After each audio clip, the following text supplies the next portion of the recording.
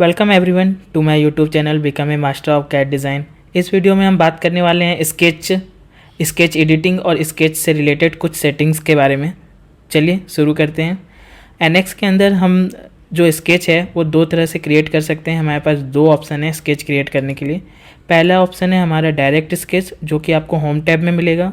दूसरा ऑप्शन है हमारा स्केच इन टास्क इन्वायरमेंट जो कि आपको कर्व टैब के अंदर मिलेगा। इन दोनों में स्केच क्रिएट करने का ऑप्शन जो है वो बिल्कुल सेम है।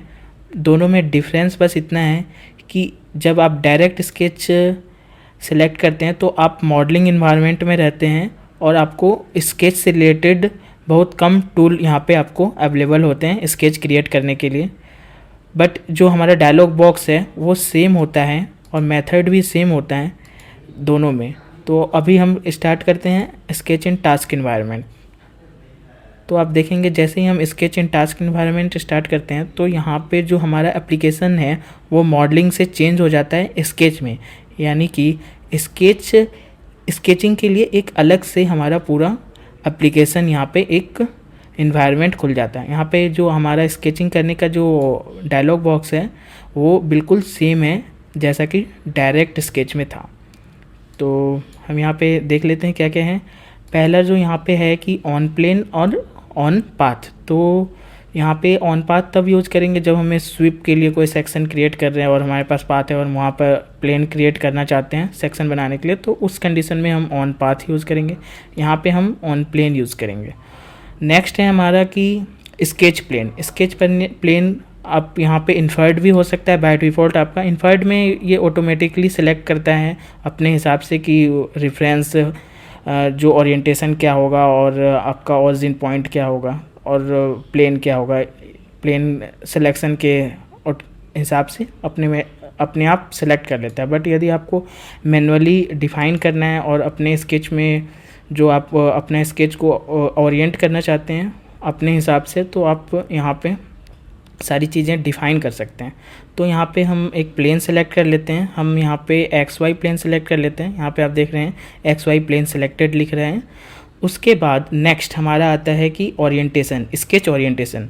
हम जानते हैं कि जब हम स्केच क्रिएट करेंगे तो जो हमारा ये स्केच प्लेन है ये पैरेलल हो जाएगा हमारे स्क्रीन से और हम यहाँ पे स्केच क्रिएट करेंगे लाइक ए पेपर। तो हमारा जो स्केच क्रिएट होगा उसका ओरिएंटेशन क्या होगा, मतलब हमारा जो यहाँ पे आप देख रहे हैं हॉरिजॉन्टल और वर्टिकल है, मतलब कि हॉरिजॉन्टल रेफरेंस आप बताना चाहते हैं या वर्टिकल रेफरेंस बताना चाहते हैं। तो हम यहाँ पे हॉरिजॉन्टल सेलेक्ट कर लेते हैं। ये इसका मतलब है कि हॉरिजॉन्टल में कौन सा एक्सिस रहेगा। तो हम जैसे एक्स यहाँ पे सेलेक्ट करते हैं तो एक्स एक्सिस हमारा हॉरिजॉन्टल में होगा। इस तरह से हॉरिजॉन्टल में एक्स एक्सिस होगा। और यदि हम वाई सेलेक्ट कर लेते हैं तो हमारा स्केच ओरिएंट होके वाई एक्सिस में ऐसे आ जाएगा। तो इस तरह हम अभी एक्स सेलेक्ट करते हैं, एक्स एक्सिस सेलेक्ट कर लेते हैं। तो हमने एक्स एक्सिस सेलेक्ट कर लिया है। अब देखेंगे जैसे ही हमने एक्स एक्सिस सेलेक्ट किया तो यहाँ पे एक WCS बन गया हमारा। यहाँ पे Z एक्सिस है, Y है, X है। तो ये पूरा हमारा WCS जो एक है स्केच के लिए वो हमारा यहाँ पे क्रिएट हो गया। तो जब स्केच जब सीधा होता है तो इस तरह से हम स्केच को Z से नीचे की ओर देखते हैं तो वो हमारा स्केच का राइट ओरिएंटेशन होता है। यदि हम Z के डायरेक्शन नीचे है तो स्केच इस साइड से ओरिएंट होकर बनेगा। तो इस Z हमेशा जब स्केच को ओपन करें तो Z हमेशा आपके ओर होना चाहिए, उसका पॉइंट Z प्लस की ओर आप स्क्रीन होनी चाहिए। तो ये सही ओरिएंटेशन है। यदि आप अपोजिट करना चाहते हैं तो आप यहाँ से Z एक्सिस का ओरिएंटेशन चेंज कर सकते हैं और यहाँ पे आप X एक्सिस का ओरिएंटेशन चेंज कर सकते हैं। नेक्स्ट है हमारा यहाँ पे स्केच ऑरिजिन। हुआ कि आपका जो ठीक है हमारा प्लेन एक पेपर मिल गया हमें और हमने ओरिएंट भी कर लिया कि हमारा ऐसे ओरिएंट होगा। बट हमारा स्केच का जो रेफरेंस पॉइंट है XY00 वो कहाँ पे होगा। बाय डिफ़ॉल्ट ये हमारा जो है यूज़ वर्क पार्ट ऑरिजिन पे बाय डिफ़ॉल्ट हमारा यहाँ पे एब्सोल्यूट ऑरिजिन पे हमारा जा रहा है। बट यदि आपके पास कोई पॉइंट है, फॉर एग्जांपल यदि आप कोई इंसर्ट में आप कोई स्केच क्रिएट करना चाहते हैं और आप चाहते हैं कि हमारा जो रेफरेंस हो डबल होल से हो, तो आप वहाँ पे डबल होल को पॉइंट को क्रिएट करके आप वहाँ पे आप पॉइंट डिफाइन कर सकते हैं और वहाँ पे ऑरिजिन बना सकते हैं, बट हमारे पास ऐसा कुछ नहीं है। तो हम अभी यहाँ पे use as a work part origin करेंगे और हम इसे ओके कर देंगे। ओके करते ही हमारा स्केच ओरिएंट हो जाता है और उसके बाद हमारे पास एक प्रोफाइल टूल आ जाता है। ऐसा ज़रूरी नहीं है कि हम प्रोफाइल टूल से ही स्केच बनाएं। हम फॉर एग्जांपल अभी हम यहाँ पे एक रेक्टेंगल लेते हैं और अभी हम एक सिंपल स्केच बनाते हैं। अभी हम स्केचिंग के लिए एक अलग से वीडियो बनाएंगे, बट अभी हम एक स्केच बस ऐसे ही क्रिएट कर लिया है मैंने। उसे क्लोज करके आप यहाँ से फिनिश स्केच कर सकते हैं। स्केच क्रिएट करने के बाद यदि आपको लगता है कि आपको दोबारा चेंज करना है और स्केच को रीअटैच करना है तो आप कर सकते हैं कभी भी। इसके लिए आपको स्केच को डबल क्लिक करना है। डबल क्लिक करते ही यहाँ पे आपको एक रीअटैच का ऑप्शन मिलेगा, आपको इसे क्लिक करना है। रीअटैच का मतलब क्या है कि हमने पहला जो ये आपको वही ऑप्शन मिल जाएगा जहाँ से आपने स्केच क्रिएट करने के लिए प्लेन डिफाइन किया था, ओरिएंटेशन डिफाइन किया था और ऑरिजिन पॉइंट डिफाइन किया था। इन तीनों को आप चेंज कर सकते हैं दोबारा स्केच क्रिएट करने के बाद भी। फॉर एग्जांपल हमने पहले एक्स और वाई प्लेन लिया था स्केच क्रिएट करने के लिए, अब हम यहाँ पे एक्स और जेड प्लेन लेते हैं, सेलेक्ट करते हैं, मतलब हम यहाँ पे चेंज कर रहे हैं। ओके, तो हमने यहाँ पे चेंज कर दिया और ऑरिजिन पॉइंट हमारा वही रहेगा और हम इसे ओके कर देते हैं। तो उसके बाद हम यहाँ पे फिनिश स्केच कर देते हैं। तो अब आप देखिए यहाँ पे हमारा जो स्केच है वो एक्स और जेड प्लेन में आ गया। पहले हमारा स्केच जो था एक्स और वाई प्लेन में था। तो इस तरह से आप स्केच को डबल क्लिक करके रीअटैच कर सकते हैं। अब हम कुछ स्केच के प्रेफरेंस के सेटिंग्स के बारे में जान लेते हैं। तो मेनू के अंदर आपको लोकल प्रेफरेंस, स्केच के लिए लोकल प्रेफरेंस मिल जाएगा। यहाँ पे आप स्केच से रिलेटेड सेटिंग्स देख सकते हैं। यहाँ पे डायमेंशन लेवल जो है, इक्वेशंस है, आप केवल नेम या केवल डायमेंशन की वैल्यू रख सकते हैं। यहाँ पे आप जो फिक्स हाइट ऑन स्क्रीन, जो टेक्स्ट की हाइट कितनी होगी तो आप वो यहाँ पे डाल सकते हैं। यदि आपको कम ज़्यादा करना है तो आपके कांस्टेंट के जो सिंबल्स होते हैं उसकी हाइट क्या होगी यहाँ पे आप डाल सकते हैं, कम कर सकते हैं। यहाँ पे आप क्रिएट इन्फर्ड कांस्टेंट, जो ऑटोमेटिक जो कांस्टेंट हमारे लग जाते हैं, फॉर एग्जांपल वो हॉरिजॉन्टल हो या वर्टिकल हो या कोई पॉइंट इंटरसेक्शन में मीट कर रहे हैं तो कॉन्सेंट्रिक या कुछ भी हो, उस तरह से जो ऑटोमेटिक कुछ कांस्टेंट लग जाते हैं वो आप क्रिएट यहाँ पे ऑटोमेटिक होंगे। तो इसे आप अनचेक करेंगे तो वो कांस्टेंट क्रिएट नहीं होगा। तो हाईली रिकमेंडेड कि इसको चेक ही रहने दीजिए। कंटिन्यू ऑटो डायमेंशनिंग, ये आपके यूज़ के अनुसार है। यदि आप ऑटो डायमेंशनिंग कंटिन्यू शो करवाना चाहते हैं तो आप ऑन कर सकते हैं। डायमेंशनिंग और कांस्टेंट के बारे में हम आगे और डिटेल में बात करेंगे। आप यहाँ पे केवल सेटिंग्स के बारे में देख लेते हैं। आप यहाँ पे यदि कोई स्केच क्रिएट करते हैं और उस स्केच को रेफरेंस स्केच बना देते हैं फॉर मिरर करने के लिए या किसी भी चीज़ के लिए आपने रेफरेंस स्केच का यूज़ किया और आप इसे उस स्केच जिसे आपने रेफरेंस में कन्वर्ट किया उसे आप शो करना चाहते हैं या नहीं करना चाहते हैं, तो आप यहाँ से यदि आप शो करना चाहते हैं तो आप चेक कर सकते हैं, नहीं करना चाहते तो आप अनचेक रहने दे सकते हैं। तो इस तरह से कुछ सेटिंग्स यहाँ पे हैं। जैसे जैसे आगे आप स्केच में काम करेंगे तो ये सेटिंग्स आप यहाँ से चेंज कर सकते हैं और समझ सकते हैं। स्नैप एंगल यहाँ पे 3 डिग्री है। फॉर एग्जांपल जैसे कि आप कोई स्केच क्रिएट कर रहे हैं और यदि वो 3 डिग्री के अंदर होगा तो वो स्नैप करके हॉरिजॉन्टल हो जाएगा। तो ये हमारा स्नैप एंगल होता है इस तरह से। यहाँ पे जो है पार्ट सेटिंग है, यहाँ पे पार्ट सेटिंग के लिए अलग अलग कलर डिफाइन है। फॉर एग्जांपल यदि आप स्केचिंग करते समय आपका स्केच जो है वो ओवर कॉन्स्टेंट हो जाता है तो आपका यहाँ पे जो स्केच है वो रेड कलर में हो जाएगा। और उसी तरह ऑटो डायमेंशनिंग का कलर ये है। और फिर यदि कॉन्फ्लिक्ट ऑब्जेक्ट होगा तो यहाँ पे पिंक हो जाएगा। तो इस तरह से ये बाय डिफ़ॉल्ट NX के कलर हैं, आप इसे चेंज कर सकते हैं, बट रिकमेंडेड है कि आप यही रहने दो क्योंकि NX का बाय डिफ़ॉल्ट जो उन्होंने सारा सेटिंग कर रखा है हर स्केच के कलर के हिसाब से, तो वो उसी के हिसाब से रहने देंगे। तो इसे आप यहाँ से कुछ जो सेटिंग्स आपको चेंज करनी होगी इन फ्यूचर तो आप वहाँ से चेंज कर सकते हैं। एक और प्रेफरेंस है जो स्केचिंग के लिए इम्पॉर्टेंट है, बट यहाँ पे हम इसे मॉडलिंग प्रेफरेंस में हम मिलेगा आपको ये, हाँ एडिट के अंदर। यदि यहाँ पे आप देखेंगे sketches, double click on sketch, तो जब आप डबल क्लिक करते हैं स्केच में तो ये एडिट होता है एडिट विथ रोल बैक, और आप या तो एडिट कर सकते हैं। तो इन दोनों में डिफरेंस क्या है हम अभी बात करेंगे।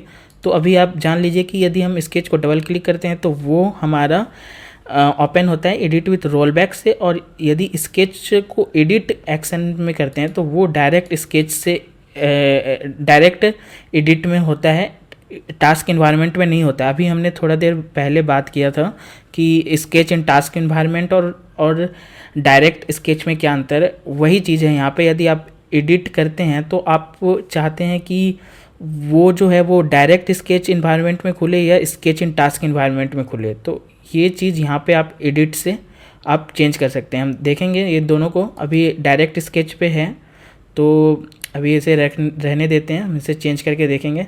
Notify on delete, delete child feature, यदि आपका कोई स्केच किसी फीचर के ऊपर डिपेंड है और वो फीचर डिलीट हो गया तो वो आपको नोटिफाई करेगा। तो इस तरह से आप यहाँ पे चेक कर सकते हैं। यदि आप चाहते हैं कि वो फीचर चाइल्ड फीचर जो है, डिलीट चाइल्ड फीचर मतलब उसके ऊपर यदि आप इस एक स्केच डिलीट करते हैं मगर उसके ऊपर कोई एक्सट्रूड लगा हुआ है तो एक्सट्रूड डिलीट हो तो यस कर दीजिए, और यदि चाहते हैं कि नहीं स्केच तो डिलीट हो जाए एक्सट्रूड डिलीट ना हो तो वो वहाँ पे आपको एक फेल हो जाएगा स्केच वहाँ पे एक्सट्रूड, और आपको वहाँ पे यदि आप यहाँ पे नो करेंगे तो ऐसे यस ही रहने दीजिए। इस तरह से कुछ सेटिंग्स हैं यहाँ पे स्केच से रिलेटेड जो कि यहाँ पे इम्पोर्टेंट थी। तो हम देखते हैं अब इस सेटिंग्स को। डबल क्लिक करने के बाद स्केच में आप sketch with edit with roll back जाते हैं, और एडिट भी दो ऑप्शन हैं यहाँ पे। उसी तरह एडिट के अंदर भी दो ऑप्शन हैं, टास्क इन्वायरमेंट और डायरेक्ट एडिट। तो इन दोनों को समझते हैं। तो पहले हम यहाँ पे आप देख सकते हैं हमारे पार्ट नेविगेटर में हमारे पास स्केच की हिस्ट्री बनी है फीचर में। हम इस फीचर को डबल क्लिक करते हैं, तो डबल क्लिक करते हैं तो ये हमें एडिट इन टास्क इन्वायरमेंट में जो है हमारा वो हम यहाँ पे आ जाते हैं, स्केच ओपन हो जाता है। रोल बैक का मतलब ये है, फॉर एग्जांपल यहाँ पर हम एक ऑब्जेक्ट ओपन करते हैं। फॉर एग्जांपल हम इस पार्ट को ओपन करते हैं अभी, ओके। तो हमारे पास ये स्केच है, तो यदि हम इसे डबल क्लिक करते हैं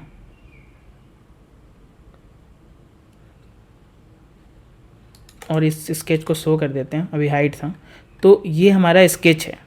तो अभी हम इसे डबल क्लिक, तो ये जो हमारा ये roll back edit with roll back हो रहा है। मतलब रोल बैक मतलब कि ये उसके आगे के सारे फीचर को सप्रेस कर दे रहा है और ये उसी समय पहुंच जा रहा है जहाँ पे ये स्केच बना था, उसके आगे कुछ नहीं था। तो ये सबसे पहला स्केच था, तो ये पूरा रोल बैक हो गया।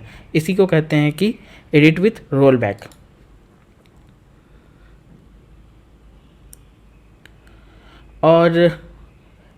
और जब हम इसे एडिट करते हैं तो आप देखेंगे यहाँ पे जब हम इसे एडिट करते हैं तो अब ये डायरेक्ट स्केच इन्वायरमेंट में एडिट हो रहा है हमारा। अभी भी हम मॉडलिंग इन्वायरमेंट में हैं, ना कि स्केच इन्वायरमेंट में। तो ये जब हम राइट क्लिक करके एडिट करते हैं तो हमारा ये यहाँ पे डायरेक्ट स्केच इन्वायरमेंट में। तो आप यहाँ पे देख सकते हैं आपका यहाँ पे पूरा 3D भी दिख रहा है, आगे का कुछ भी सप्रेस नहीं हुआ है। और आप यहाँ पे चेंज करेंगे तो आपका 3D लाइव यहीं पे चेंज अपडेट हो जाएगा, बट ऐसा टास्क इन्वायरमेंट में नहीं होता है।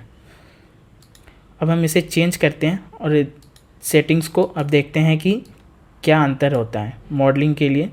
फॉर एग्जांपल अभी हमारा जो डबल क्लिक में था एडिट पैरामीटर, डबल क्लिक जो स्केच था ये था स्केच विथ रोल बैक। अभी हम इसे एडिट कर देते हैं और हम इस डायरेक्ट एडिट को स्केच इन टास्क इन्वायरमेंट कर देते हैं, अपोजिट कर देते हैं। तो अब हम इसे डबल क्लिक करते हैं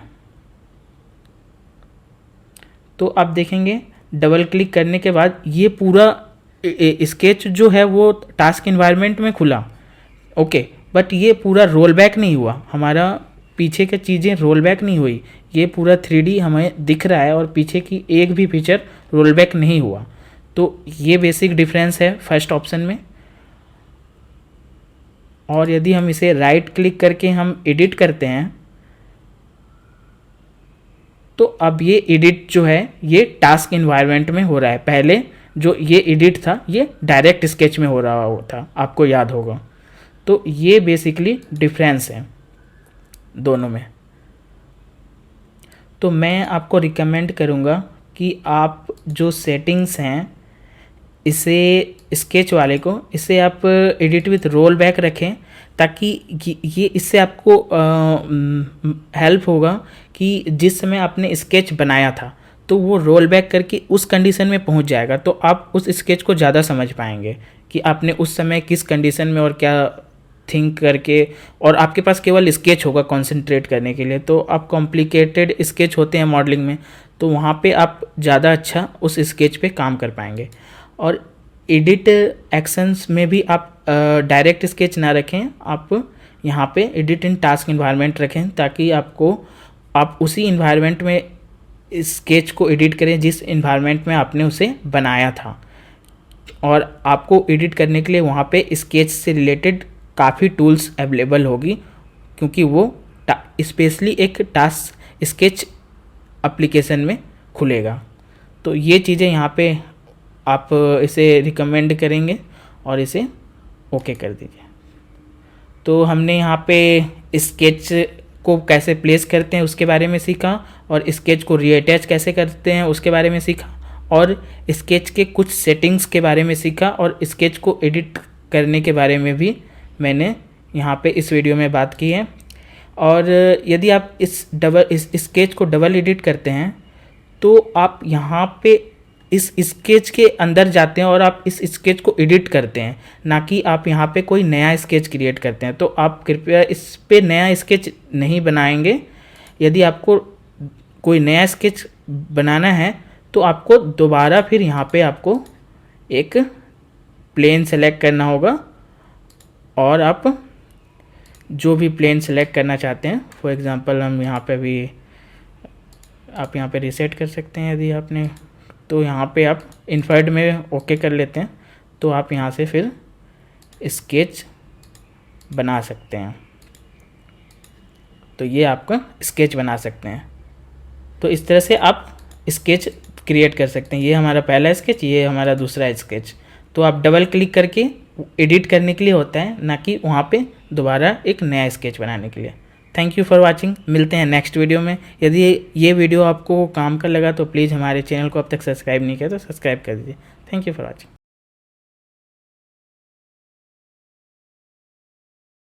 मतलब